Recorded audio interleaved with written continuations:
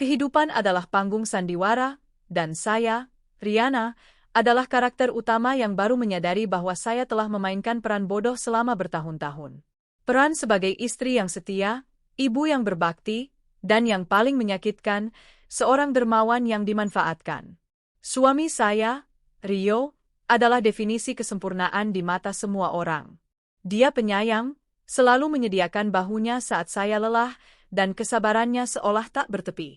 Selama 10 tahun pernikahan, dia adalah jangkar saya. Begitu pula Maya, sahabat karib saya, belahan jiwa kedua yang saya temukan. Maya adalah tempat saya menuangkan segala keluh kesah, terutama ketika perubahan mulai merayapi rumah tangga kami. Perubahan itu datang perlahan, seperti embun yang menggerogoti kayu. Rio mulai sering lembur, tatapannya kosong saat bersamaku, dan tawanya yang dulu renyah saat bermain dengan putri kami, Luna, kini terdengar dipaksakan. Saya mulai merasa terasing, seolah ada dinding kaca tebal yang memisahkan kami. Aku merasa Rio semakin jauh. Mei, dia tidak lagi seperti dulu. Apa aku melakukan kesalahan? Curhat saya. Saat itu kami duduk di sofa mahal di rumah yang saya beli, meminum teh di cangkir porselen mewah yang juga saya hadiahkan untuknya. Maya, dengan wajah yang syarat keprihatinan palsu, menggenggam tangan saya. Eri, suamimu itu laki-laki baik. Dia hanya sedang sibuk. Kau tahu, tekanan pekerjaan di kantormu sendiri pasti sangat besar. Bersabarlah, sayang. Laki-laki memang begitu, kadang mereka butuh ruang. Kau harus mengerti. Nasihatnya menenangkan. Kata, bersabarlah, itu terngiang-ngiang di telinga saya, menjadi mantra penenang. Sungguh ironis. Maya menyuruh saya bersabar, padahal dialah ular berbisa yang bersarang di taman rahasia saya. Maya adalah orang yang saya tolong tanpa pamrih. Dia memiliki ibu yang sakit-sakitan dan adik yang masih sekolah. Saya menanggung semua biaya rumah sakit ibunya, biaya sekolah adiknya, bahkan memberikan rumah sederhana agar mereka memiliki tempat tinggal yang layak. Bagi saya, kebaikan adalah mata uang yang paling berharga. Kebaikan itu tidak hanya mengalir untuk Maya. Keluarga Rio dulunya hidup kekurangan. Setelah kami menikah, saya menggunakan aset dan koneksi saya. Rio bekerja sebagai manajer di salah satu anak perusahaan yang saya dirikan untuk memajukan usaha mereka, membeli mereka rumah yang lebih baik, dan menjamin kesejahteraan orang tua serta adik-adiknya. Saya melakukannya dengan cinta, percaya bahwa kami adalah satu keluarga yang saling mendukung. Namun, balasan yang saya terima bukanlah syukur, melainkan pengkhianatan kolektif. Titik balik itu tiba 2 bulan lalu. Bukan dari kecurigaan, melainkan dari laporan rutin audit internal perusahaan. Ada kejanggalan besar dalam pembukuan yang ditangani langsung oleh Rio. Ratusan juta, kemudian miliar, ditransfer secara bertahap ke rekening pribadi yang tidak dikenal. Rekening itu terdaftar atas nama Maya Puspanegara. Dunia saya runtuh, namun anehnya, air mata tak jatuh. Yang ada hanya rasa dingin yang merayap dari ubun-ubun hingga ke ujung kaki.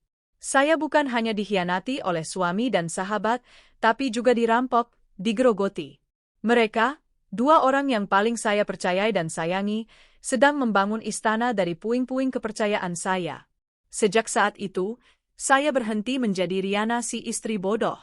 Saya menjadi Rihanna si dalang. Saya menyewa detektif swasta terbaik, bukan untuk memata-matai, tapi untuk mengumpulkan bukti yang tak terbantahkan. Bukti transfer uang, rekaman pertemuan rahasia mereka, dan yang paling memuakkan, rekaman suara perencanaan pernikahan mewah mereka di luar kota, yang didanai sepenuhnya dari uang yang dicuri. Rio bilang dia pergi karena pekerjaan. Sudah 2 minggu dia tidak pulang. Saya tahu persis di mana dia. Dia sedang bersama Maya, menyelesaikan persiapan pernikahan mereka. Saya membiarkan mereka. Saya membiarkan mereka memilih gaun pengantin termahal, memesan catering mewah, dan mencetak undangan berlapis emas. Biarkan mereka. Anggap saja itu adalah hadiah awal dari saya sebelum penderitaan abadi yang akan saya berikan. Itu adalah perayaan terakhir mereka dengan udara bebas sebelum mereka dicekik oleh konsekuensi. Puncak dari keangkuhan mereka adalah rencana bulan madu ke Paris, kota impian mereka. Dan tidak hanya berdua, mereka akan membawa serta keluarga Rio dan keluarga Maya. Ini bukan lagi sekadar perselingkuhan, ini adalah reuni keluarga pengkhianat. Sebuah liburan mewah yang dibayar lunas oleh air mata dan kerja keras saya. Paris, gumam saya, menatap peta dunia di ruang kerja, tersenyum sinis. Ide yang bagus. Aku juga suka Paris. Rencana balas dendam saya, operasi, pembersihan musim semi, dirancang dengan presisi militer.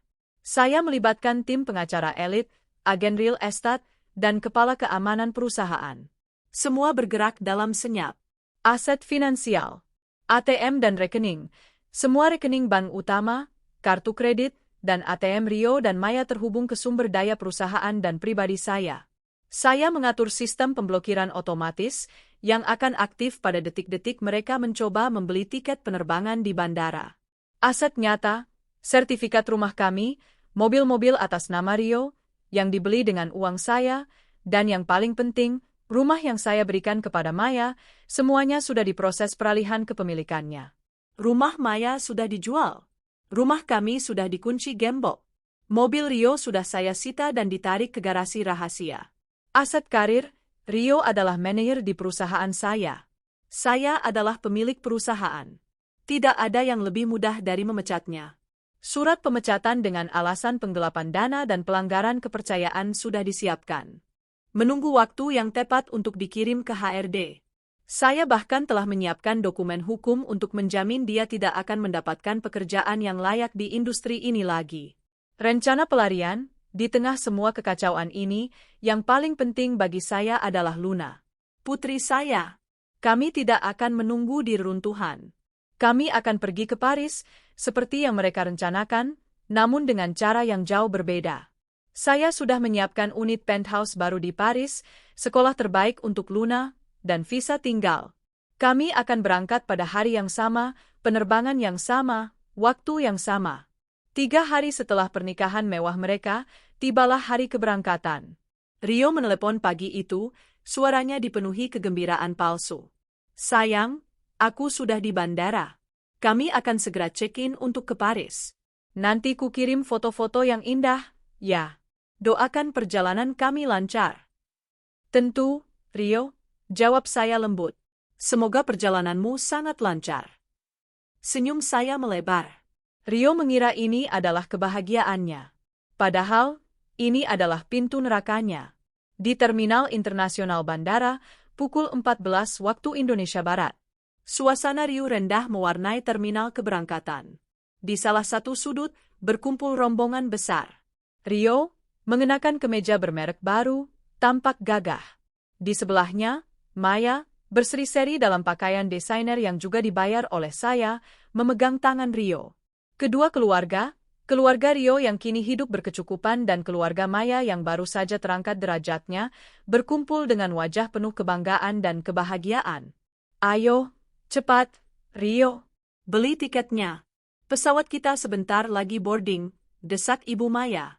Rio tersenyum sombong, mengeluarkan kartu ATM Platinum dari dompetnya, kartu yang hanya bisa berfungsi karena koneksinya dengan rekening perusahaan saya. Dia menyerahkannya ke loket. Tiket ke Paris, untuk 12 orang. Kelas 1, katanya bangga. Petugas loket menggesek kartu itu. Kemudian, dia menggeleng. Mohon maaf, Bapak. Kartu Anda ditolak. Saldo tidak mencukupi. Rio tertawa kecil, mengira ini adalah lelucon. Haha, mungkin mesinnya error. Coba pakai yang ini. Dia mengeluarkan kartu lain, yang juga ditolak. Keringat dingin mulai membasahi pelipis Rio. Dia mengeluarkan semua kartu yang dia miliki, termasuk kartu kredit perusahaan. Semuanya, tanpa terkecuali, menampilkan notifikasi, blocked, atau insufference pada layar mesin EDC. Kepanikan mulai merayapi rombongan itu. Rio dan Maya berbisik tegang. Ini tidak mungkin. Uangnya baru saja kucairkan kemarin. Saat kekacauan mencapai puncaknya, ketika Rio mencoba menghubungi bank dan hanya mendapat suara mesin penjawab, sebuah suara renyah dan dingin menusuk keramaian. Mencari ini, Tuan Rio? Semua mata menoleh. Berdiri di sana, di tengah kerumunan, adalah saya, Riana. Saya tampil memukau, mengenakan setelan traveler bermerek, kacamata hitam yang menyembunyikan mata tajam saya. Di sebelah saya, Luna, putri saya, tampak cantik dalam balutan gaun lucu. Di belakang kami, dua pengawal berbadan tegap dan seorang pelayan pribadi menunggu dengan tas tangan dan koper-koper mewah. Kami berjalan seolah-olah terminal itu adalah karpet merah pribadi. Wajah Rio memucat pasi. Maya menjatuhkan tasnya saking terkejutnya. Riana, kenapa kau di sini? Bukankah kau di rumah? Rio terbata-bata. Saya melepas kacamata hitam saya, seringai dingin menghiasi bibir saya. Tentu saja saya di sini. Kalian pikir, siapa yang akan membayar bulan madu ke Paris? Rombongan itu terdiam. Ah, maaf, lanjut saya dengan suara yang sengaja saya keraskan, menarik perhatian puluhan orang di sekitar kami. Sepertinya terjadi kesalahan teknis. Semua kartu yang kalian gunakan baru saja saya blokir. Semua aset yang kalian andalkan, sudah saya tarik. Semua uang yang kalian curi, sudah saya klaim kembali. Saya menunjuk ke arah Maya, yang kini menangis terseduh-seduh.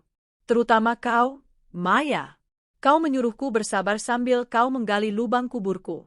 Kau menerima bantuan untuk keluargamu sambil tidur dengan suamiku. Dan kau, Rio, pandangan saya beralih ke Rio.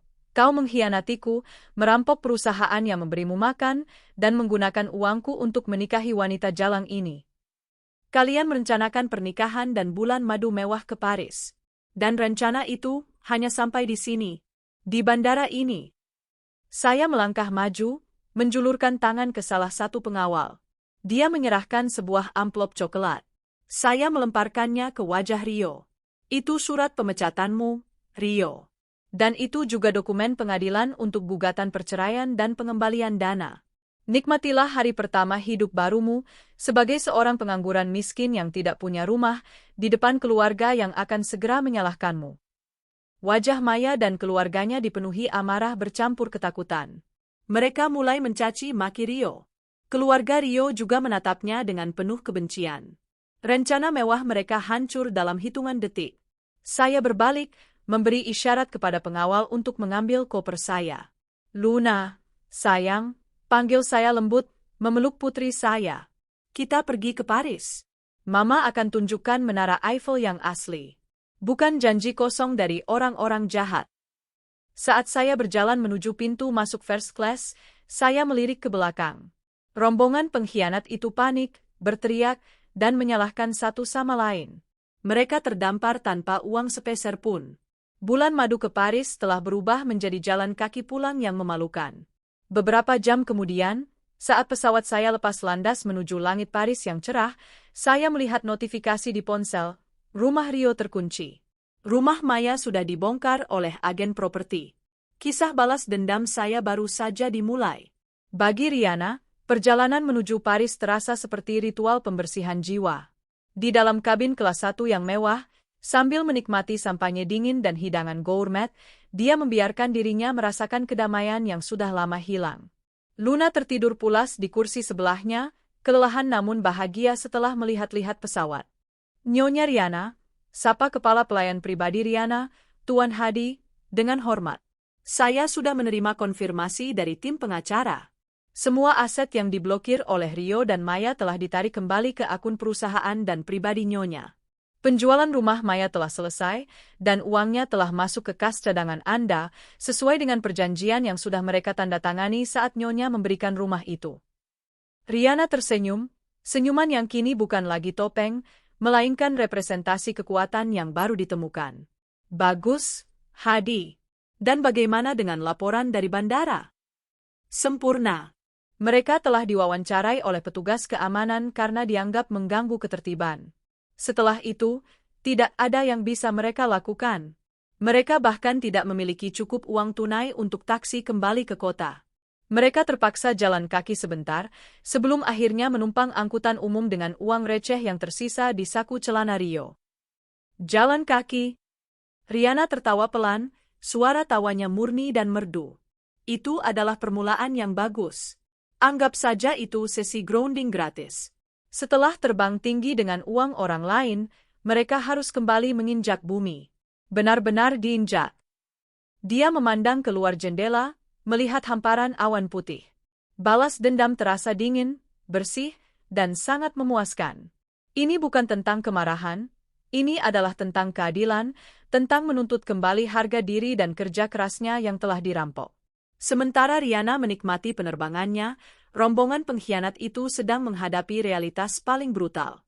Mereka terdiri dari 12 orang, Rio dan Maya, ibu, ayah, dan 2 adik Rio, serta ibu, ayah, adik laki-laki, dan adik perempuan Maya.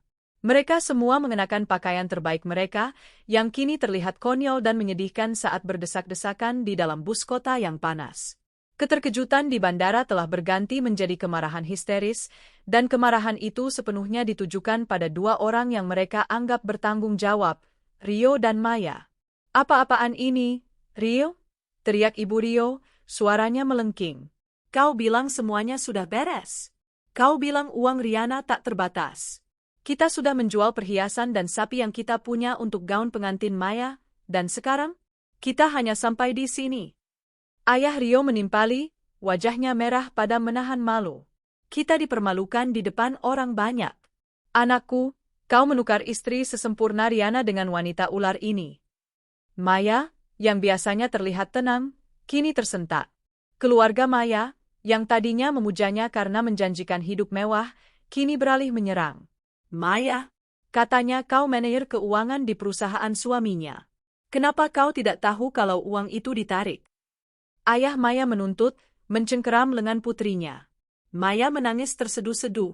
"Aku tidak tahu. Riana tidak pernah memberiku akses ke kartu utama.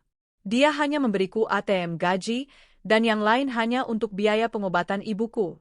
Tapi Rio bilang, dia sudah mengurus semuanya." Rio, yang biasanya menyabar dan tenang, kini menjadi sasaran empuk. Ia berdiri terhuyung, dipenuhi keringat, harga diri yang hancur. Aku minta maaf. Aku tidak menyangka Riana sekuat itu. Dia pasti sudah merencanakannya sejak lama. Aku hanya berpikir, dia itu bodoh, gampang dibohongi." Rio meraung, rasa frustrasi bercampur ketakutan membuatnya kehilangan akal sehat. Seketika, bus itu berubah menjadi arena pertempuran kata-kata. Keluarga Rio menyalahkan Maya karena merusak putra mereka. Keluarga Maya menyalahkan Rio karena gagal memberikan jaminan kekayaan. Semua orang melupakan pengkhianatan yang mereka lakukan pada Riana. Mereka hanya berfokus pada kerugian finansial yang mereka derita. Mereka turun di pinggir kota, harus berjalan kaki jauh di bawah terik matahari, menggotong koper-koper mewah yang kini terasa seperti beban besi. Tujuan pertama mereka adalah rumah Riana dan Rio. Rio masih memiliki kunci, dan dalam pikirannya, setidaknya dia bisa masuk, mengambil beberapa barang, dan merenungkan langkah selanjutnya. "Tenang, kita pulang dulu. Kita ambil mobil, dan kita pikirkan semuanya," kata Rio, mencoba terdengar meyakinkan. Saat mereka tiba di gerbang, seluruh rombongan terdiam. Gerbang besi itu tertutup rapat, bukan dengan kunci biasa, melainkan dengan rantai tebal dan gembok besar yang asing. Tepat di pintu gerbang, tertempel selembar pemberitahuan besar dari sebuah kantor hukum. Pemberitahuan penyitaan dan pengosongan berdasarkan surat kuasa khusus dari Nyonya Riana Anindya, segala aset bergerak dan tidak bergerak atas nama Tuan Rio Dharma telah disita.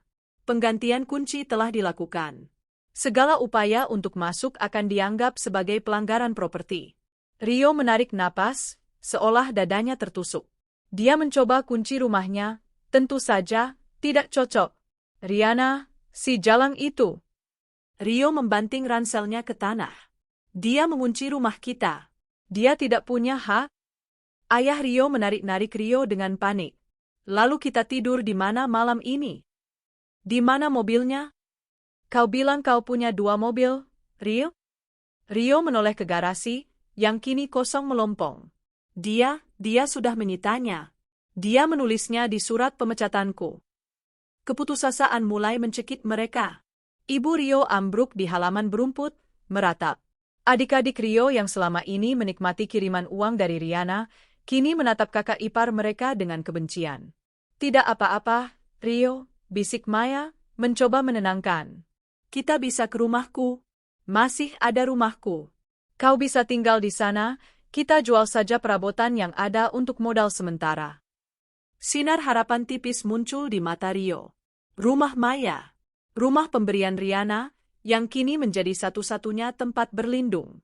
Rombongan itu, yang kini lebih terlihat seperti gerombolan tunawisma, bergegas menuju kompleks perumahan sederhana tempat keluarga Maya tinggal.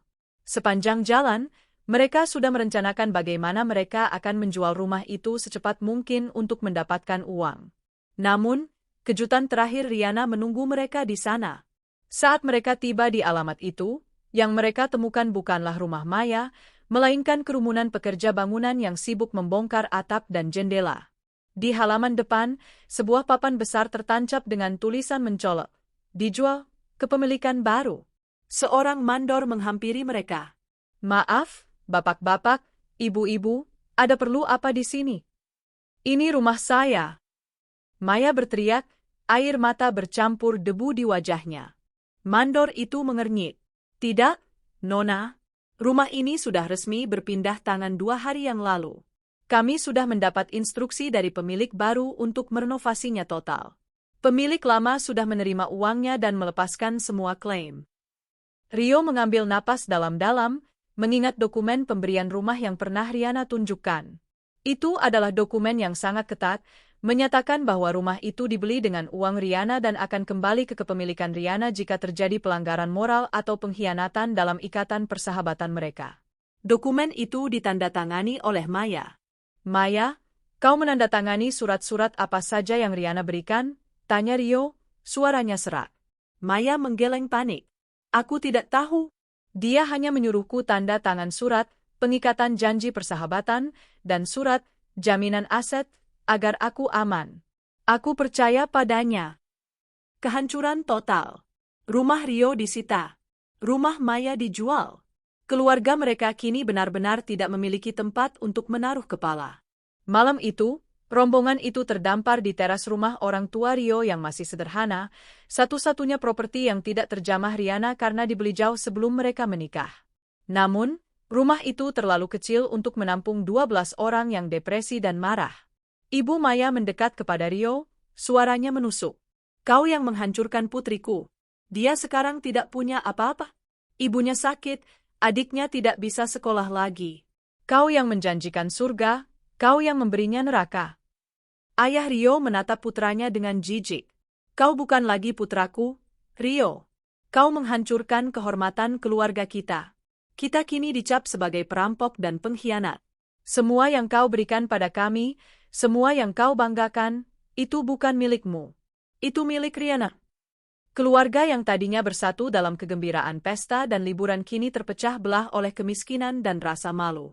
Mereka tidak lagi melihat Rio dan Maya sebagai pasangan bahagia yang baru menikah, melainkan sebagai biang keladi yang membuat mereka kehilangan segalanya. Rio memeluk Maya erat-erat, tetapi itu hanya pelukan dari 2 orang yang sama-sama hancur. Mereka sekarang benar-benar sendirian, tanpa uang, tanpa pekerjaan, tanpa rumah, dan tanpa dukungan keluarga yang telah mereka hancurkan sendiri. Di atas semua penderitaan ini, terngiang-ngiang kata-kata terakhir Riana. "Nikmatilah hari pertama hidup barumu, sebagai seorang pengangguran miskin yang tidak punya rumah, di depan keluarga yang akan segera menyalahkanmu." Rio dan Maya menyadari, hadiah awal dari Riana telah usai.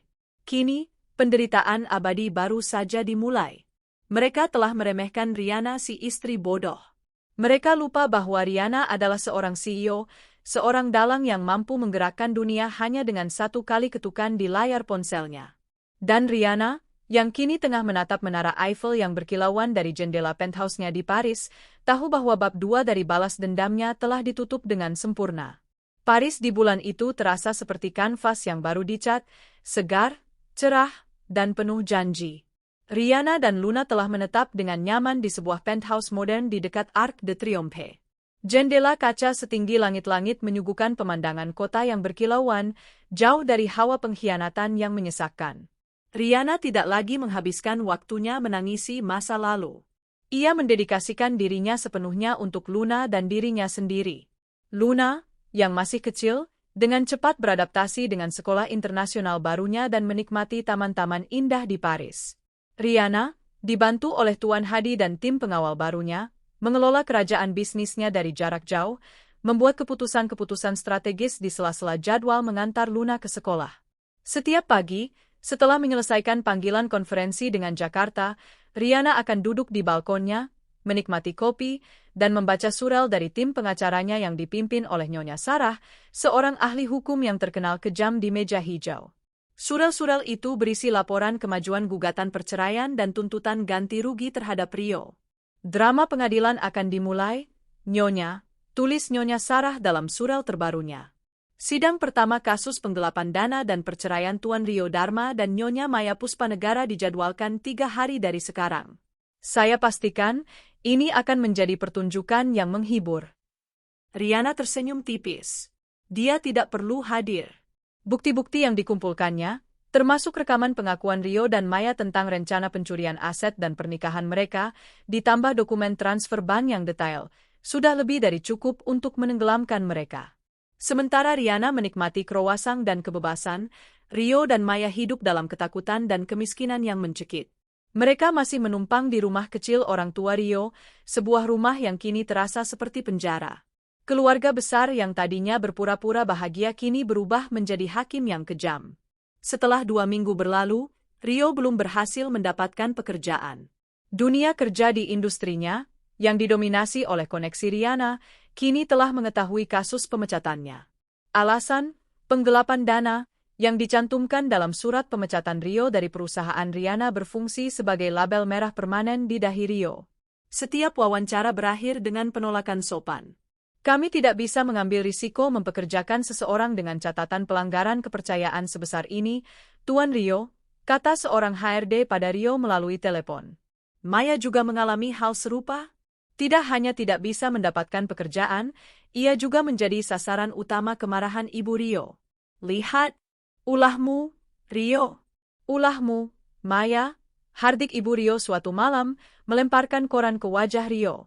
Di halaman bisnis, terpampang berita tentang pergantian manajer di anak perusahaan Riana, dengan sindiran tajam tentang mantan manajer yang dipecat karena penggelapan. Kita semua dipermalukan. Tetangga membicarakan kita. Uang yang kau berikan pada kami selama ini ternyata uang curian. Di saat yang sama, penderitaan keluarga Maya juga semakin mendalam. Biaya pengobatan ibu Maya yang kronis berhenti total. Adik Maya harus berhenti sekolah karena uang pangkal yang dibayarkan Riana tidak bisa diperpanjang. Kalian merusak kami, teriak ayah Maya suatu malam melalui telepon, suaranya dipenuhi kebencian. Kami sekarang menanggung malu dan utang. Kami tidak akan pernah memaafkan kalian. Hari sidang pertama tiba. Rio dan Maya, yang kini tampak khuyu dan lusuh, duduk di kursi terdakwa, dikelilingi oleh tatapan sinis dari pers yang meliput. Mereka tidak mampu menyewa pengacara yang memadai, sehingga mereka diwakili oleh pengacara yang ditunjuk pengadilan, yang terlihat jelas tidak tertarik pada kasus tanpa harapan ini. Nyonya Sarah berdiri di hadapan hakim, memancarkan aura kemenangan yang dingin. Yang mulia hakim, Nyonya Sarah memulai, suaranya tenang namun menusuk. Klien kami, Nyonya Riana Anindya, mengajukan gugatan cerai atas dasar perzinahan dan gugatan perdata atas dasar penggelapan dana perusahaan yang dilakukan oleh Tuan Rio Dharma dengan bantuan Nyonya Maya Puspanegara. Nyonya Sarah kemudian melanjutkan dengan memaparkan bukti-bukti yang disusun Riana. Bukti perzinahan, foto-foto dan rekaman video yang jelas menunjukkan Rio dan Maya bersama selama 2 minggu. Rio mengaku dinas luar kota. Bukti penggelapan, laporan audit terperinci yang menunjukkan aliran dana perusahaan sebesar 5 miliar rupiah ditransfer bertahap ke rekening pribadi Maya untuk membiayai pernikahan dan liburan mewah. Jebakan Maya, Nyonya Sarah menunjukkan salinan, surat perjanjian hibah bersyarat, untuk rumah Maya. Yang mulia, klien kami mendonasikan rumah ini kepada Nyonya Maya Puspanegara dengan syarat tegas bahwa Nyonya Maya tidak boleh melakukan pengkhianatan yang merusak moral dan kepercayaan. Pelanggaran syarat ini secara otomatis mengembalikan kepemilikan rumah kepada klien kami. Dokumen ini ditandatangani oleh Nyonya Maya. Wajah Maya seketika berubah pucat. Rio menunduk, menyadari bahwa setiap kebaikan Riana selalu disertai jaring pengaman hukum. Mereka telah terlalu meremehkan kecerdasan Riana di balik topeng, istri bodoh. Rio mencoba berargumen, tapi uang itu adalah bagian dari tunjangan manajer saya. Itu bukan penggelapan. Nyonya Sarah menatap Rio dengan jijik. Tunjangan? Tuan Rio, Anda menggunakan kartu perusahaan untuk membeli gaun pengantin dan tiket pesawat bulan madu untuk wanita lain, bukan untuk urusan bisnis. Kami memiliki rekaman suara Anda yang secara eksplisit membahas cara memanipulasi pembukuan agar Riana tidak tahu. Itu bukan tunjangan, itu adalah pencurian yang direncanakan. Hakim mengetuk palu. Keputusan sela yang dikeluarkan sangat menghancurkan. Hasil sidang sela. Perceraian, gugatan cerai Riana dikabulkan dengan segera berdasarkan bukti perzinahan yang tak terbantahkan. Status Rio dan Riana resmi berakhir. Ganti rugi, hakim memerintahkan penyitaan permanen semua aset bergerak, mobil, atas nama Rio dan membekukan sisa dana yang tersisa di rekening Rio dan Maya untuk menutupi kerugian perusahaan. Proses pidana, kasus penggelapan dana diteruskan ke ranah pidana. Rio dan Maya keluar dari ruang sidang bukan sebagai pengantin baru, melainkan sebagai mantan suami istri yang diceraikan dan tersangka tindak pidana. Malam setelah sidang, saat Rio dan Maya kembali ke rumah orang tua Rio, mereka disambut bukan dengan simpati, melainkan dengan pintu yang tertutup rapat. Ayah Rio berdiri di depan pintu, wajahnya keras dan tanpa emosi. Aku sudah menjual rumah ini sebelum kau menghancurkan kami sepenuhnya, Rio. Kami akan pindah ke desa, menjauh dari aib ini. Kami hanya menyisakan 1 koper untukmu dan 1 untuk wanita itu. Rio terkejut. Ayah, apa maksudmu? Lalu kami tinggal di mana? Di mana saja. Itu bukan lagi urusanku, jawab ayah Rio dingin. Uang yang kau ambil dari Riana telah berakhir. Kau kini menjadi beban. Kami bukan lagi keluarga pengkhianatmu. Pergi. Rio memohon. Maya menangis histeris, namun pintu itu tertutup rapat di hadapan mereka. Mereka ditinggalkan di tepi jalan, hanya dengan 2 koper yang berisi pakaian lusuh.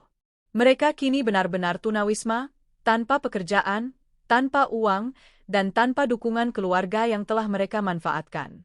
Mereka menyadari bahwa hukuman Riana jauh lebih mengerikan daripada penjara. Hukuman itu adalah isolasi total, kehilangan harga diri, dan kemiskinan yang datang tiba-tiba. Di Paris, Riana menerima laporan singkat dari Nyonya Sarah, perceraian final. Klien Anda bebas. Pengkhianat sudah di jalanan.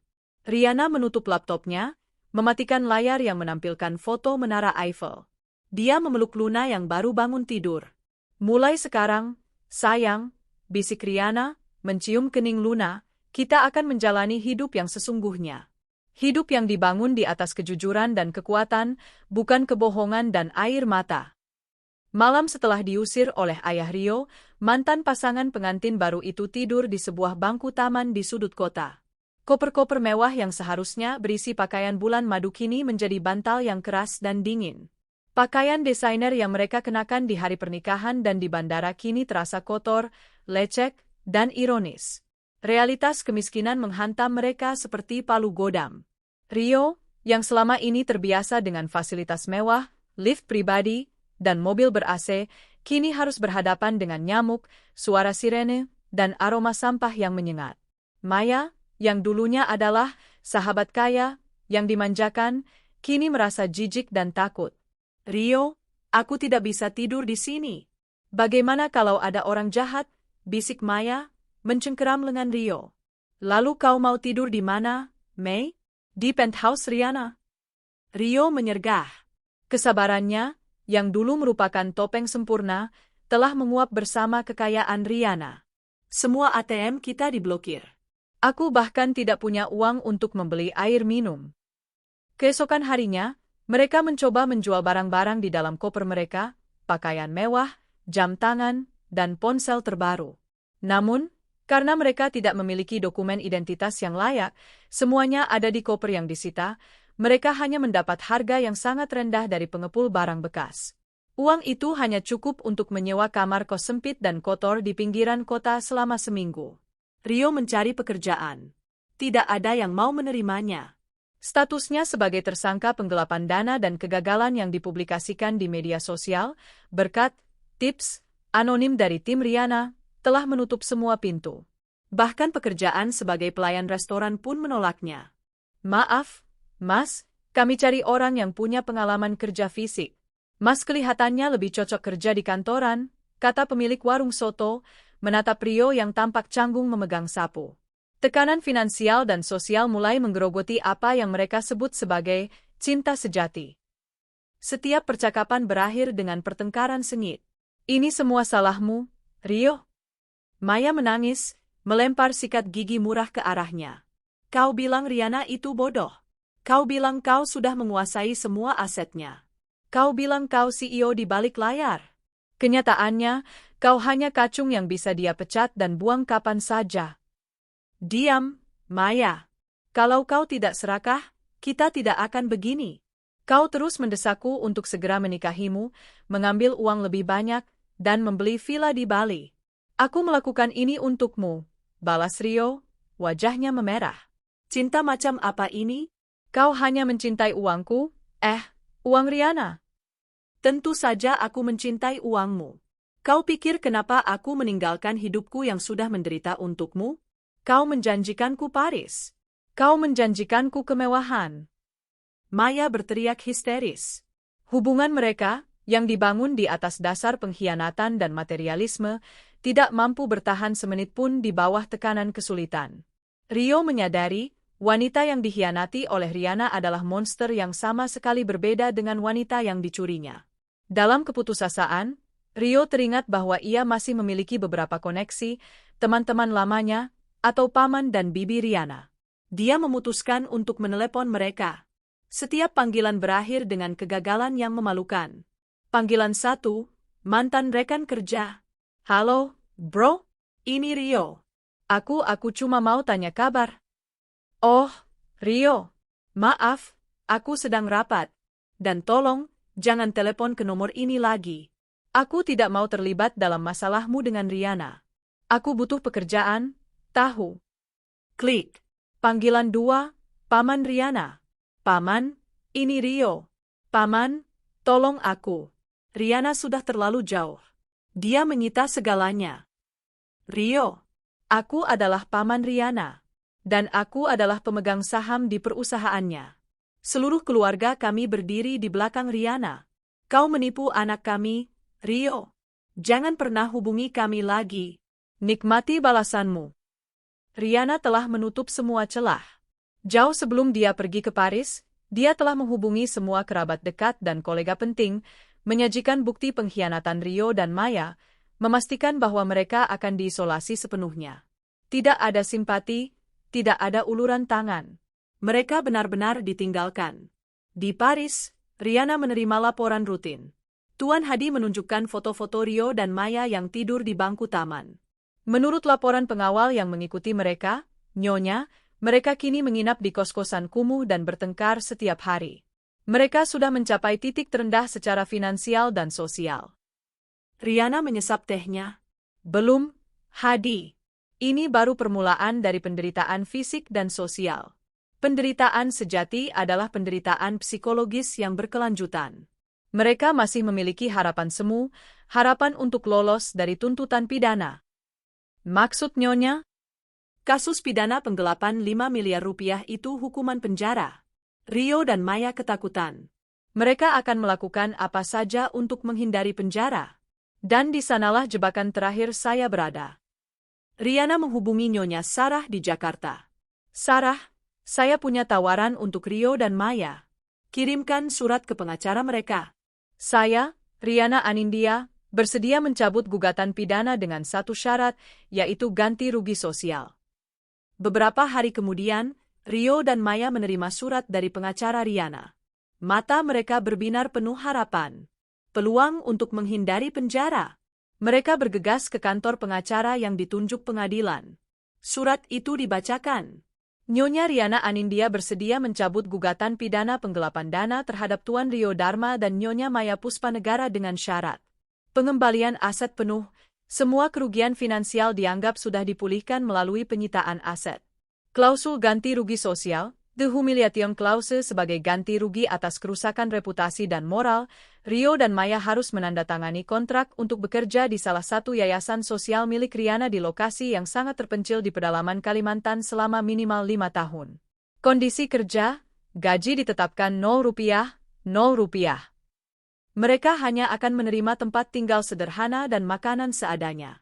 Mereka harus bekerja sebagai pelayan sosial, membantu masyarakat pedalaman, dan tidak boleh meninggalkan lokasi tersebut tanpa izin tertulis dari Riana. Jika mereka menolak, proses pidana akan dilanjutkan, yang hampir pasti akan berakhir dengan hukuman penjara minimal 5 tahun. Rio dan Maya saling pandang. Di satu sisi, ada penjara, kehilangan kebebasan. Di sisi lain, ada pengasingan total, hidup melarat sebagai budak, tanpa dibayar di bawah kendali Riana, tetapi bebas dari tembok besi. 5 tahun, tanpa gaji, di pedalaman, bisik Maya, air mata menggenang. Setidaknya, kita tidak di penjara, kata Rio, mencoba menemukan sisi positif. Kita masih punya udara bebas, Mei.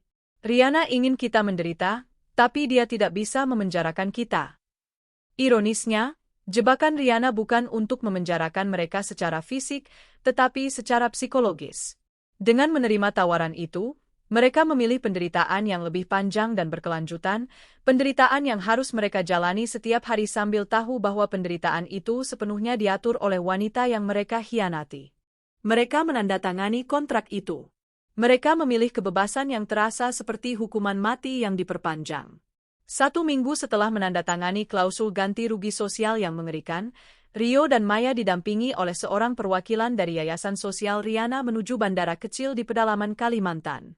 Kali ini, tidak ada lagi penerbangan kelas 1 ke Paris, yang ada hanyalah penerbangan perintis yang berisik, berbau bahan bakar, dan berdesak-desakan dengan karung-karung hasil bumi. Saat di bandara, mereka berusaha bersikap layaknya pasangan yang tulus. Maya mencoba tersenyum pada Rio, namun senyum itu terasa pahit. Mereka telah sepakat, demi menghindari penjara, bahwa mereka harus bertahan. 5 tahun, Rio. 5 tahun, dan kita bebas. Kita akan mencari pekerjaan, kita akan mulai dari nol, bisik Maya, suaranya dipaksakan. Ya, 5 tahun, balas Rio, nada suaranya datar. Ia tahu, Riana tidak akan semudah itu melepaskan mereka. Kontrak itu sejelas dan sedingin es, menyatakan bahwa Riana dapat memperpanjang masa kerja jika ia merasa ganti rugi sosial belum terpenuhi. Setibanya di bandara kecil di Kalimantan, mereka disambut bukan oleh mobil mewah, melainkan oleh sebuah mobil pikap tua yang kumuh. Mereka harus menempuh perjalanan darat yang melelahkan selama 8 jam, melewati jalanan yang berlumpur dan hutan yang lebat. Tempat yang menjadi rumah baru mereka adalah sebuah pos bantuan kesehatan dan pendidikan di desa yang terisolasi, jauh dari sinyal telepon dan listrik yang stabil. Bangunan itu berupa barak kayu sederhana, tanpa AC, dan dipenuhi nyamuk. Mereka disambut oleh kepala pos, seorang wanita parubaya bernama Ibu Tari, yang tatapannya penuh skeptisisme. Selamat datang, Bapak Rio dan Ibu Maya. Kami sudah menerima surat tugas kalian dari Jakarta, kata Ibu Tari, nadanya tanpa emosi. Kalian di sini bukan sebagai manajer atau CEO. Kalian adalah relawan tanpa gaji. Tugas kalian adalah pekerjaan kasar, membersihkan barak, membawa air dari sungai, mengajar anak-anak yang putus sekolah, dan membantu para ibu mengolah kebun. Rio, yang selama 10 tahun hanya menandatangani dokumen dan menghadiri rapat, merasa lututnya lemas. Maya, yang selalu mendapatkan manikur dan perawatan spa mingguan, menatap tangannya yang kini harus memegang cangkul. Apa kami bisa memesan makanan dari luar? Tanya Maya bodoh. Ibu Tari tertawa kecil, tawa yang menusuk hati. Makanan dari luar? Di sini tidak ada luar, Bu. Makanan kita dari kebun. Atau jika beruntung, kita dapat ikan dari sungai. Kalian makan apa yang dimakan masyarakat di sini? Kamar mereka hanya berisi dipan kayu, kasur tipis, dan kelambu. Rio duduk di lantai, menyadari bahwa inilah arti sebenarnya dari neraka. Penjara adalah dinding, tetapi pengasingan ini adalah penjara jiwa. Beberapa hari pertama adalah siksaan. Rio, yang badannya mulai gembur karena hidup nyaman, harus membelah kayu bakar dan menggali sumur. Tangannya melepuh. Maya, yang kulitnya sensitif, digigit nyamuk hingga seluruh tubuhnya gatal dan bentol. Pertengkaran mereka berubah menjadi rasa saling membenci yang mendalam. Aku tidak tahan, Rio. Lihat tanganku. Aku benci kotoran ini. Lebih baik kita di penjara. Maya meratap, menggaruk lengannya. Kau pikir aku senang di sini, hah? Rio membentaknya. Kita di sini karena kau serakah. Kau yang membuatku gelap mata. Setidaknya di penjara, aku tidak perlu melihat wajahmu setiap hari. Cinta palsu yang mereka banggakan kini berubah menjadi lumpur dan kebencian. Mereka harus bekerja berdampingan, namun jiwa mereka terpisah ribuan kilometer. Maya paling menderita saat malam hari. Dia sering terbangun, membayangkan Riana yang kini menikmati kemewahan Paris, sementara dirinya tidur di kamar pengap berbau jamur. Maya menyadari, Riana telah memenangkan segalanya, uang, kehormatan, dan yang paling utama, kontrol atas hidup mereka. Di Paris, Riana menerima laporan mingguan dari yayasan. Laporan itu tidak hanya berisi kemajuan kerja sosial, tetapi juga evaluasi kepatuhan Rio dan Maya. Bagaimana Tuan Rio dan Nyonya Maya? Apakah mereka menunjukkan penyesalan? Tanya Riana melalui panggilan video kepada Ibu Tari. Ibu Tari tersenyum tipis. Penyesalan? Mereka hanya menunjukkan kemarahan dan rasa saling menyalahkan, Nyonya. Mereka tidak mengerti arti kerja keras. Tapi mereka patuh. Mereka tahu risikonya jika melanggar kontrak. Riana mengangguk puas. Penderitaan fisik adalah hal yang mudah. Penderitaan psikologis adalah balas dendam yang elegan. Saat itu, Tuan Hadi masuk dengan membawa sebuah amplop tebal. Nyonya, ini adalah dokumen resmi dari pemerintah Indonesia.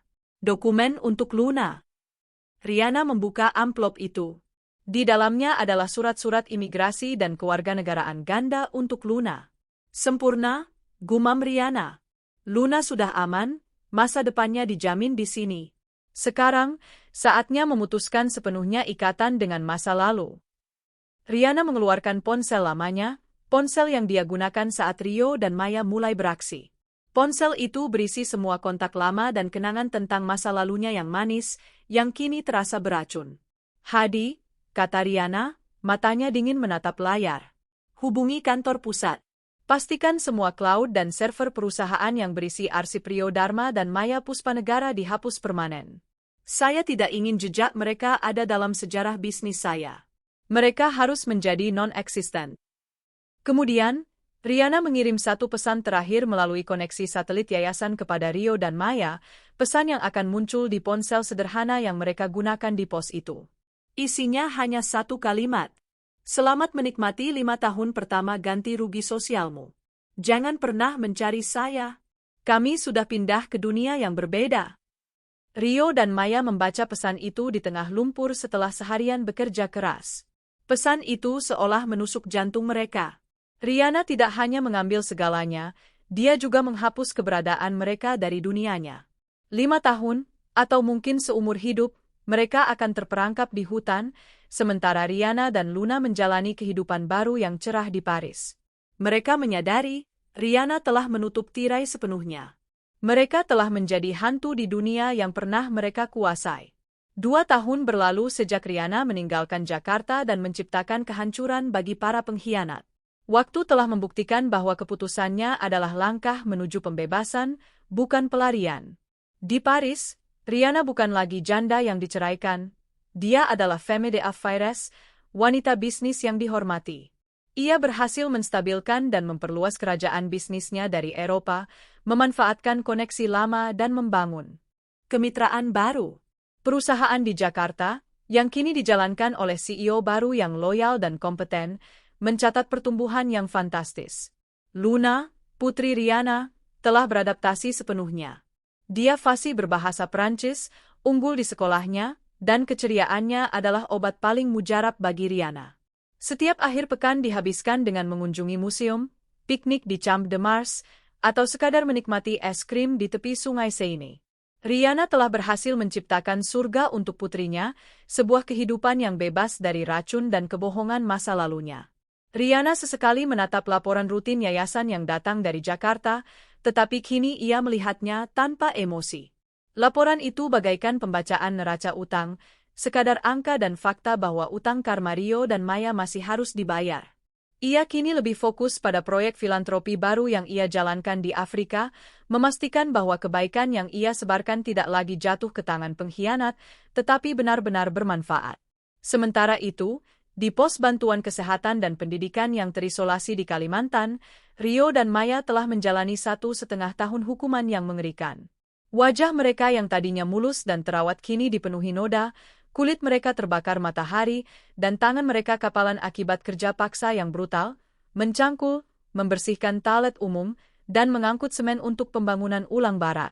Mereka telah kehilangan semua bekas kemewahan. Rio, yang selalu rapi, kini berjalan tertatih-tatih dengan sepatu bot berlumpur. Maya, yang pernah mengenakan pakaian desainer, kini hanya memiliki 2 setel pakaian usang yang harus dicuci di sungai setiap sore. Kamar kos sederhana itu kini menjadi saksi bisu kehancuran hubungan mereka. Mereka hidup dalam keheningan yang tebal, diselingi ledakan pertengkaran yang menyakitkan. Kau tahu, Mei, kata Rio suatu malam, menatap langit-langit yang berjamur. Aku tidak pernah merasa serendah ini. Aku dulu mener. Aku mengambil keputusan bernilai jutaan dolar. Sekarang aku mengangkut kotoran ternak. Dan aku adalah sahabatnya. Sahabat yang dia cintai seperti saudara. Aku adalah tumpuan hatinya, balas Maya, suaranya dipenuhi kebencian diri. Seharusnya aku tidak serakah. Aku harusnya bersyukur Riana menjamin keluargaku. Tapi kau merayuku dengan janji Paris dan uang yang lebih besar. Itu semua bohong.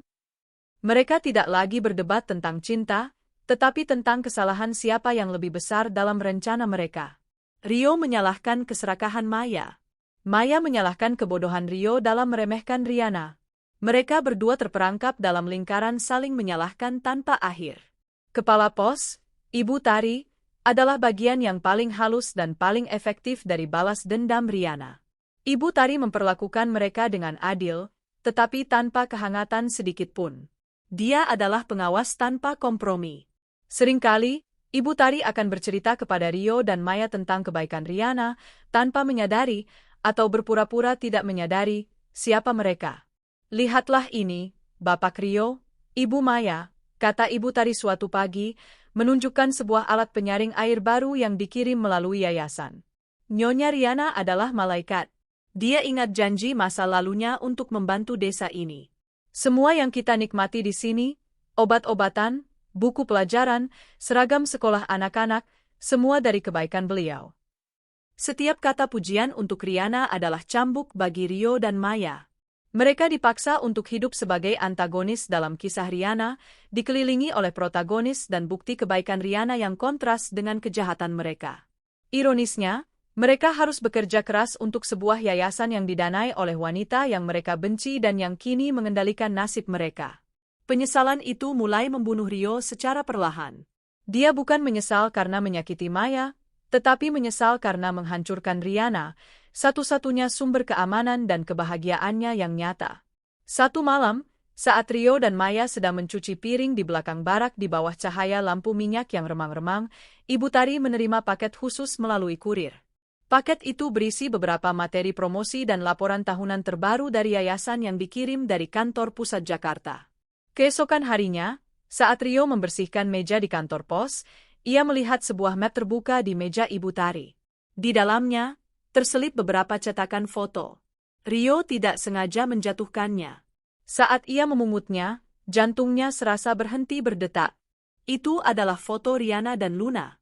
Foto pertama, Riana mengenakan mantel mewah, berdiri di jembatan Pont Neuf, tertawa lepas dengan Luna yang memeluknya. Mata Riana bersinar bahagia, rambutnya tertata elegan, dan dia tampak jauh lebih muda dan lebih cantik daripada saat mereka meninggalkannya. Foto kedua, Luna di hari ulang tahunnya, di sebuah restoran mewah, meniup lilin kue yang indah. Riana di sebelahnya, memancarkan aura kebahagiaan dan kebanggaan sebagai ibu tunggal yang sukses. Rio memegang foto itu, tangannya gemetar. Ini bukan Riana yang menangis dan menderita. Ini adalah Riana yang berkuasa, yang telah mencapai kebebasan sejati. Kontras antara kemewahan Paris yang cerah dengan lumpur dan kegelapan hutan yang mengelilingi mereka terasa seperti jurang tak berdasar. Maya melihatnya. Ia merebut foto itu dan meremasnya di tangannya. Berhentilah memandangi wajahnya, Rio, dia sudah bahagia. Kita yang hancur, teriak Maya, suaranya tercekat. Rio menatap Maya, matanya kosong. Dia tidak hancur, Mei. Kita yang hancur. Kita menjual segalanya demi janji surga, dan lihatlah kita sekarang. Kita adalah bayangan dari apa yang kita korbankan. Penyesalan, rasa kehilangan yang mendalam terhadap kehidupan nyaman dan cinta sejati yang telah mereka buang, mulai meracuni pikiran mereka. Riana tidak perlu berada di sana untuk membalas dendam, cukup dengan membiarkan mereka melihat kebahagiaannya dari neraka pengasingan mereka. Mereka menyadari, penderitaan ini bukan hukuman yang berakhir dalam 5 tahun. Penderitaan ini adalah kenangan abadi akan kebahagiaan yang mereka hancurkan sendiri. 3 tahun telah berlalu sejak Riana dan Luna pindah ke Paris. Kehidupan Riana stabil, mewah, dan dipenuhi kebahagiaan yang otentik. Setiap laporan yang dikirimkan oleh yayasan ke kantor pusat Jakarta secara tidak langsung membawa kabar tentang kemewahan Riana. Laporan itu kini menyertakan foto-foto pembangunan proyek sosial yang sangat ambisius di desa-desa sekitar, yang semuanya didanai oleh Riana. Rio, yang kini sudah menjadi bayangan dirinya yang dulu, menghabiskan waktunya untuk merenung di tepi sungai yang keruh. Ia melihat bayangan dirinya yang kurus, berkulit gelap, dan matanya yang dipenuhi keputusasaan. Rio telah mencapai titik penyesalan yang membunuh. Ia tidak lagi membenci Riana. Ia membenci dirinya sendiri karena telah menukar cinta yang tulus dan kehidupan yang aman dengan nafsu sesaat dan keserakahan yang bodoh. Ia ingat hari-hari saat Riana merawatnya ketika sakit, saat Riana mendukung karirnya tanpa pamrih, dan tawa Luna yang selalu menjadi penyemangat. Semua itu kini hilang, digantikan oleh lumpur, nyamuk, dan wajah Maya yang dipenuhi kebencian. Rio mulai menerima nasibnya. Ia bekerja tanpa mengeluh, bukan karena takut pada Ibu Tari, tetapi sebagai bentuk penebusan dosa yang tidak akan pernah selesai. Baginya, 5 tahun pengasingan ini hanyalah awal dari neraka yang harus ia jalani seumur hidup. Berbeda dengan Rio yang tenggelam dalam penyesalan, Maya mulai merasa frustrasi. Jiwanya yang serakah dan ambisius menolak untuk menerima nasib sebagai relawan tanpa gaji. Setelah 3 tahun bekerja keras dan hidup melarat, Maya menyadari bahwa Riana tidak akan pernah merasa puas, dan Riana selalu punya cara untuk memperpanjang hukuman sosial mereka. Maya tidak mencari penebusan, ia mencari jalan keluar. Rio, kita harus melakukan sesuatu, bisik Maya suatu malam, suaranya dipenuhi dendam yang dingin. Riana tidak akan pernah melepaskan kita. Kita harus kabur dari sini. Rio menatapnya datar. Kabur? Kau lupa, Maya? Kontrak itu. Jika kita kabur, Riana akan melanjutkan gugatan pidana. Kita akan masuk penjara. Penjara yang sesungguhnya. Tapi kita tidak bisa hidup begini selamanya. Kita harus menemukan celah. Riana punya titik lemah, Rio. Dia hanya mencintai Luna, dan dia terlalu mencintai perusahaannya. Maya mulai mengamati Ibu Tari. Ia tahu bahwa Ibu Tari adalah mata dan telinga Riana. Tugas utama Ibu Tari bukan hanya mengawasi pekerjaan, tetapi juga memastikan mereka tidak melanggar klausul ganti rugi sosial yang membatasi interaksi mereka dengan dunia luar dan komunikasi. Maya menyadari ada satu celah yang mungkin bisa dieksploitasi, jaringan satelit yang digunakan yayasan untuk mengirim laporan mingguan ke Jakarta. Jaringan itu tidak stabil, tetapi berfungsi. Maya mulai melakukan skema rahasia. Dengan berpura-pura membantu Ibu Tari memasukkan data laporan, Maya diam-diam mulai menghafal prosedur koneksi satelit dan sandi darurat yang jarang diubah. Ia juga mencuri beberapa lembar kertas karbon dan pensil untuk membuat salinan catatan kecil. Ia tahu, satu-satunya cara untuk keluar dari kendali Riana adalah dengan menyerang hal yang Riana paling sayangi, bisnisnya. Skema Maya. Mengumpulkan informasi. Mencari celah atau kelemahan dalam sistem yayasan yang bisa merusak reputasi Riana, atau bahkan informasi sensitif perusahaan lama Rio yang mungkin tertinggal. Kontak bantuan. Setelah mendapatkan akses ke jaringan, ia akan menghubungi salah satu mantan pesaing bisnis Riana di Jakarta, seseorang yang pasti ingin melihat Riana jatuh. Tawaran, menawarkan informasi internal, walaupun sudah basi, atau kelemahan dalam jaringan yayasan sebagai barter untuk sejumlah uang tunai dan identitas baru agar mereka bisa kabur ke negara tetangga. Suatu malam, Saat Ibu Tari tertidur pulas, Maya dengan hati-hati menyelinap ke kantor pos. Dengan keringat dingin membasahi punggungnya, ia berhasil menyalakan terminal satelit. Koneksinya lambat, tetapi cukup. Ia tidak mencari Rio. Ia mencari nama-nama lama di daftar kontak Rio yang pernah Rio ceritakan sebagai musuh bebuyutan Riana. Matanya tertuju pada satu nama, Pak Dirgantara. Pak Dirgantara adalah pesaing lama Riana yang selalu iri dengan kerajaan bisnis Riana yang terus berkembang. Maya berhasil mengirimkan surel singkat yang memancing perhatian. Judul, Informasi sensitif tentang Riana Anindya dari Pos Bantuan Yayasan ISI. Saya memiliki bukti ketidakberesan dalam laporan keuangan yayasan yang bisa merusak citra publik Riana. Saya butuh bantuan untuk keluar. Balas jika Anda tertarik. Maya mematikan koneksi, menghapus jejak digital apapun, dan kembali ke baraknya. Ia tahu bahwa ia baru saja menyalakan api yang sangat berbahaya, tetapi harapan untuk keluar dari neraka ini lebih kuat daripada rasa takut. Rio, meskipun secara fisik tidur di samping Maya, secara mental berada jauh. Ia menyadari perubahan pada Maya. Ia melihat mata Maya yang berbinar penuh perhitungan, bukan lagi kebencian. Ia tahu Maya sedang merencanakan sesuatu. Suatu pagi, saat membantu Ibu Tari memilah surat-surat lama, Rio menemukan selembar kertas robek di tempat sampah yang ternyata adalah salinan surel yang dikirim Maya yang gagal terkirim dengan sempurna. Rio membaca alamat email Pak Dirgantara. Rio merasa mual. Pengkhianatan. Lagi. Ia menghampiri Maya saat mereka berdua sedang membelah kayu. Kau menghubungi Dirgantara? Tanya Rio, suaranya rendah dan menusuk. Maya terkejut. Kapaknya jatuh ke tanah. Bagaimana kau tahu? Aku menemukan sisa surelmu. Kau mencoba mengkhianati Riana lagi? Kau tidak belajar, Mei? Kau akan membawa kita kembali ke penjara. Penjara? Kita sudah di penjara, Rio. Penjara tanpa tembok. Riana tidak akan pernah melepaskan kita. Dia hanya ingin kita menderita di sini. Apakah kau lebih suka membusuk di sini, melihat dia hidup bahagia, atau kita mengambil risiko dan mencoba kembali ke Jakarta? Maya membentak. Aku tidak akan menjalani 5 tahun lagi sebagai budak Riana. Kau bukan budak Riana. Kau budak keserakahanmu sendiri, Maya, kata Rio, nada suaranya dipenuhi kepedihan yang mendalam. Riana memberi kita pilihan yang lebih baik dari penjara. Dia ingin kita bertobat. Kau hanya ingin merampoknya lagi. Kau tidak pernah mencintaiku, Mei. Kau hanya mencintai apa yang bisa kucuri darinya. Rio menoleh dan berjalan pergi, meninggalkan Maya sendirian dengan kapaknya. Rio telah memutuskan. Ia tidak ingin terlibat dalam skema kejahatan lagi. Jika Maya ingin lari dan menghadapi hukuman pidana, biarkan saja. Ia, Rio, akan tetap tinggal.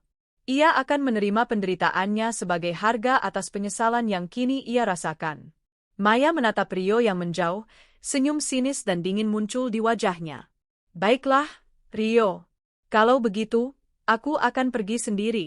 Dan kali ini, aku akan memastikan Riana yang hancur. 5 tahun telah berlalu sejak Riana melancarkan operasi pembersihan musim semi. Jakarta dan segala intriknya kini terasa seperti dongeng yang ia ceritakan di masa lalu. Luna, putri Riana, kini berusia remaja, tumbuh menjadi gadis cerdas, fasih berbahasa Prancis, dan memiliki pandangan hidup yang kuat. Riana tidak hanya berhasil dalam bisnis, ia berhasil sebagai ibu. Riana duduk di kantornya yang mewah di distrik bisnis Paris, menatap foto Luna yang sedang menghadiri acara sekolah.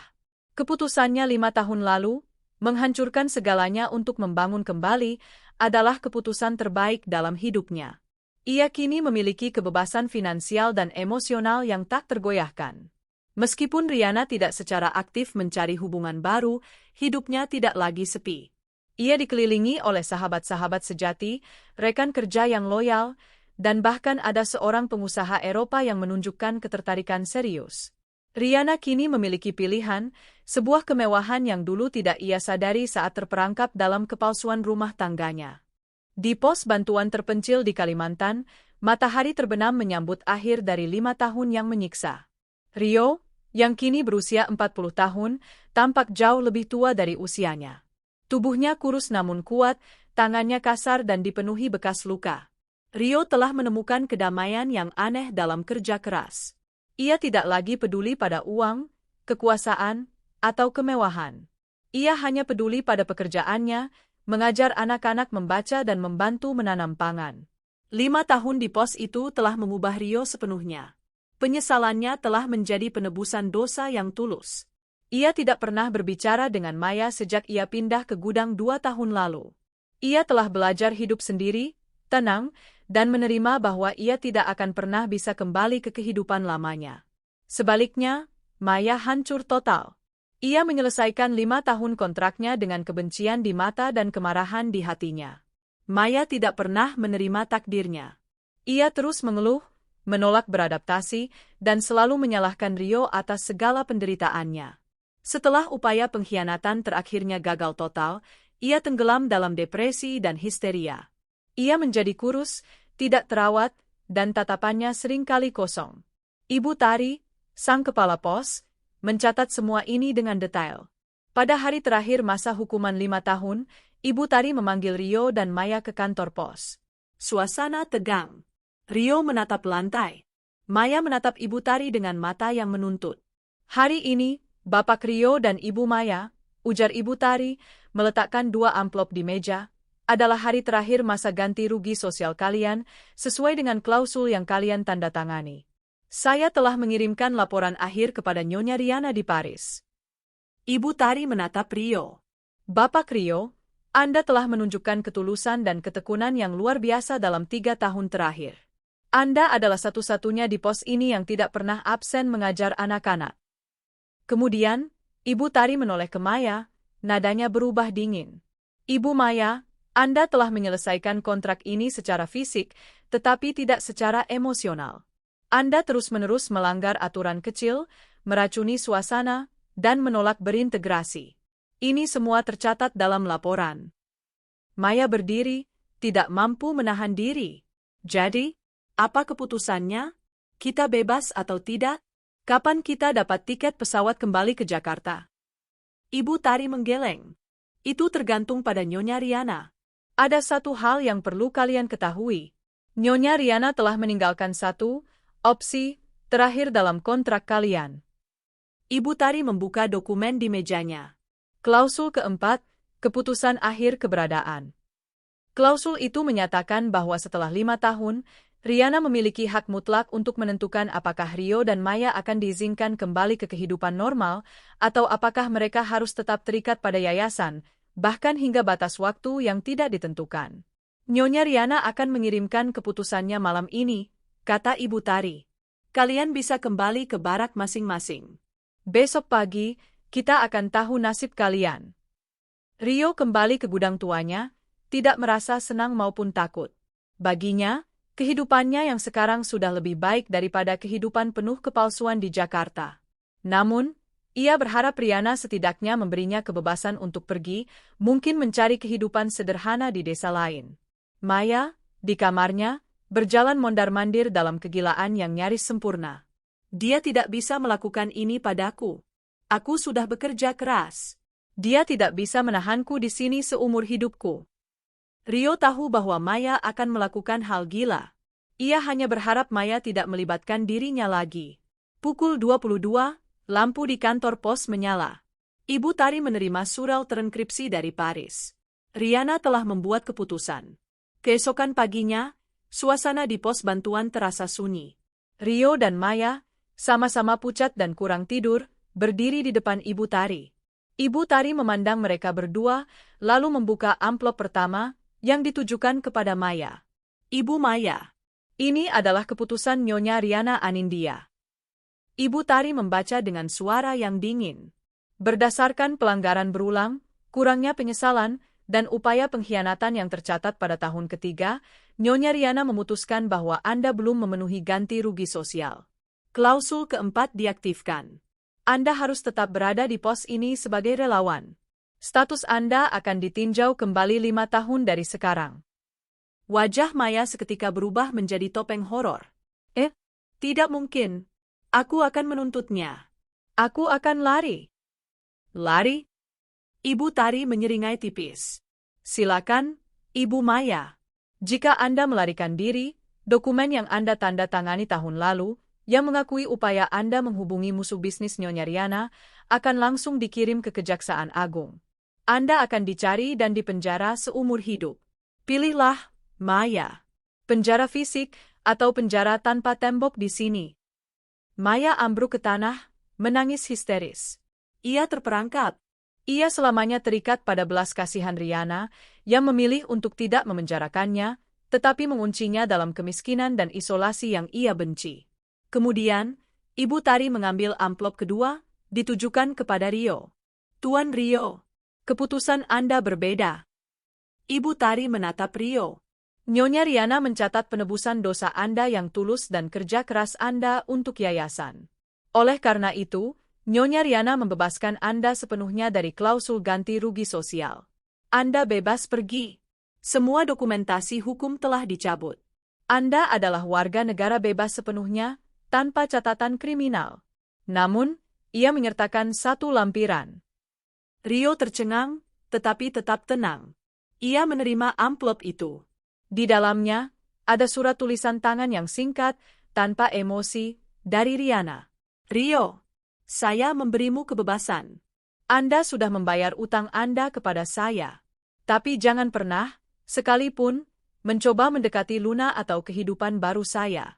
Kami sudah mati bagi Anda.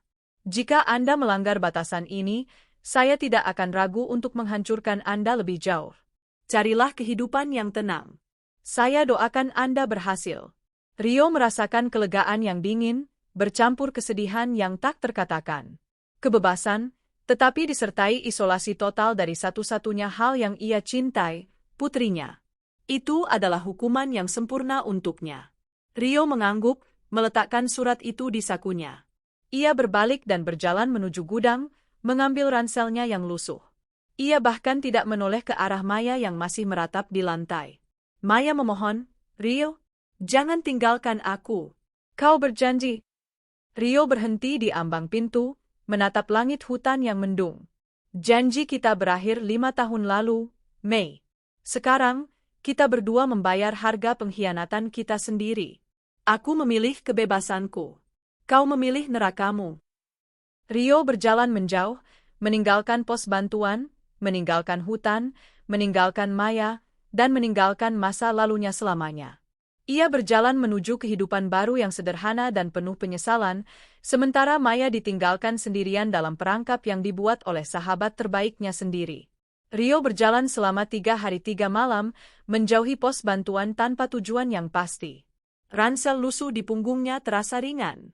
Ia bukan lagi manajer Rio Dharma yang angkuh dan serakah, melainkan hanya seorang musafir tanpa nama yang mencari kedamaian batin. Ia menemukan pelabuhan kecilnya di sebuah desa nelayan yang sangat sederhana, jauh di pesisir. Di sana, ia menyewa sebuah gubuk kayu kecil, mulai bekerja sebagai buruh pelabuhan, dan menghabiskan sisa waktunya untuk melamun di tepi laut. Pekerjaan fisik yang keras membersihkan jiwanya. Ia tidak lagi peduli pada uang, ia hanya menginginkan tidur nyenyak di malam hari dan langit cerah di pagi hari. Kelegaan atas kebebasan fisik seringkali digantikan oleh kesepian yang menusuk. Rio bebas dari Maya dan kontrak Riana, tetapi ia selamanya terpisah dari Luna. Surat singkat dari Riana adalah rantai yang tak terlihat, sebuah peringatan bahwa kebebasannya bersyarat pada isolasi total. Suatu sore, saat memancing di dermaga, Rio mengeluarkan surat Riana dari sakunya. Ia membaca kata-kata itu lagi, jangan pernah, sekalipun, mencoba mendekati Luna atau kehidupan baru saya. Kami sudah mati bagi Anda. Rio tahu Riana benar. Ia tidak punya hak untuk mendekati Luna. Luna pantas mendapatkan kehidupan yang dibangun di atas kejujuran, bukan warisan pengkhianatan Rio. Ia menghapus air mata yang tanpa sadar jatuh, dan dengan gerakan perlahan, ia merobek surat itu menjadi potongan-potongan kecil, membiarkannya terbang ditiup angin laut dan tenggelam di air. Rio memilih untuk hidup, bukan sebagai mantan suami Riana, tetapi sebagai Rio yang baru, yang selamanya menjalani sisa hidupnya sebagai penebusan dosa pribadi. Ia telah kehilangan segalanya, tetapi ia telah menemukan martabat sejati, harga yang jauh lebih mahal daripada 5 miliar rupiah yang pernah ia curi. Di pos bantuan di pedalaman, Maya tidak menemukan kedamaian. Pemberitahuan perpanjangan hukuman ganti rugi sosial selama 5 tahun lagi telah menghancurkan kewarasannya. Setelah Rio pergi, Ibu Tari memindahkan Maya ke barak terpisah, jauh dari Rio yang kini tidak lagi menjadi tanggung jawabnya. Maya ditinggalkan sendirian dalam kebenciannya yang meluap-luap. Ia mencoba melarikan diri. 2 minggu setelah kepergian Rio, Maya menyelinap di bawah pagar, membawa ransel kecil berisi makanan curian. Namun, sebelum ia sempat mencapai batas hutan, ia ditangkap oleh 2 pengawas yang disewa Ibu Tari. Pengawas yang ditugaskan khusus untuk mengawasi Maya, sebuah tindakan pencegahan yang dipesan oleh Riana di awal kontrak. Maya dibawa kembali. Ibu Tari tidak mengeluarkan amarah, hanya kekecewaan yang dingin. "Ibu Maya," kata Ibu Tari, meletakkan surat laporan pelanggaran di meja. "Nyonya Riana telah diberitahu. Karena upaya melarikan diri, masa percobaan Anda akan diperpanjang secara otomatis selama 2 tahun lagi. Total 7 tahun lagi di sini. Dan jika ini terjadi lagi, Nyonya Riana akan mengaktifkan gugatan pidana tanpa penangguhan." Maya ambruk di kursi, menangis tanpa suara. Ia menyadari ia adalah narapidana, tetapi selnya adalah seluruh pos bantuan itu.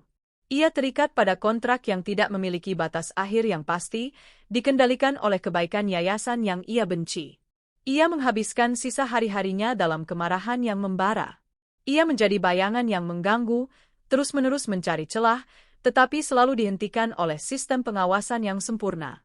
Ia ditakdirkan untuk melihat pos bantuan itu berkembang, terus-menerus melihat bukti kebaikan dan kekayaan Riana, sementara ia tetap berada di bawah. Maya selamanya terperangkap di neraka yang ia pilih sendiri, tanpa penebusan, tanpa harapan, dan tanpa akhir yang terlihat. 6 tahun setelah perceraian, Riana kini duduk sebagai anggota dewan direksi di sebuah firma investasi besar Eropa. Bisnisnya di Indonesia berkembang pesat, dan ia telah berhasil meluncurkan program yayasan global yang ambisius. Riana telah menemukan cinta baru. Elias, pengusaha Eropa yang sempat menunjukkan ketertarikan, kini menjadi tunangannya. Elias adalah pria yang tulus, mencintai Riana tanpa syarat, dan terutama, mencintai Luna. Riana telah menceritakan semua kisahnya, dan Elias menerimanya tanpa menghakimi, memuji kekuatan dan kecerdasan Riana. Suatu malam, saat makan malam di rumah barunya di pinggiran Paris, Elias bertanya, "Apakah kau pernah menyesal atas apa yang kau lakukan, Ri? Menghancurkan Rio dan Maya?" Riana memotong steaknya, wajahnya tenang. "Menyesal? Tidak. Aku tidak menghancurkan mereka, Elias. Mereka menghancurkan diri mereka sendiri. Mereka memilih keserakahan di atas kesetiaan, dan aku hanya memastikan mereka membayar harga yang sesuai dengan nilai curian mereka. Aku memberinya pilihan, Elias. Aku memberinya neraka yang lebih baik daripada penjara.